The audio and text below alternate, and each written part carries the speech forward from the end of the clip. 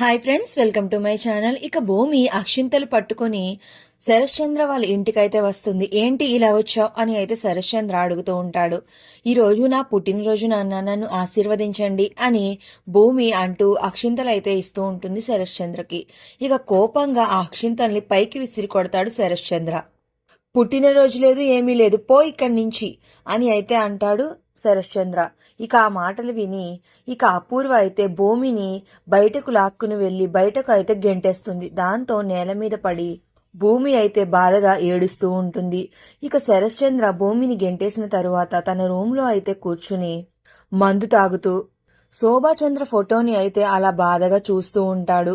ఇక అప్పుడే అక్కడ శోభాచంద్ర అయితే ప్రత్యక్షమవుతుంది. ప్రత్యక్షమయ్యి శరశ్చంద్ర, నేను ఎలా చనిపోయానో ఎప్పుడైనా తెలుసుకోవడానికి ప్రయత్నించావా అని అయితే అడుగుతూ ఉంటుంది.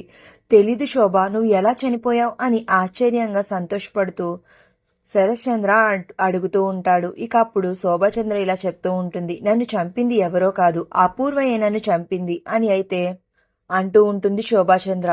ఇక అది విని ఒక్కసారిగా శరశ్చంద్ర షాక్ అయిపోయి అలా చూస్తూ ఉండిపోతాడు. దీన్ని బట్టి చూస్తే గగన్ ఉపయోగించిన టెక్నాలజీనే భూమి కూడా ఉపయోగించి శరశ్చంద్రకి నిజం తెలిసేలా చేసింది అని తెలుస్తుంది. మరి ఇప్పటికైనా శరశ్చంద్ర నిజం తెలుసుకుంటాడా లేదా అనేది నెక్స్ట్ రివ్యూలో తెలుసుకుందాం. వీడియో నచ్చితే ప్లీజ్ సబ్స్క్రైబ్.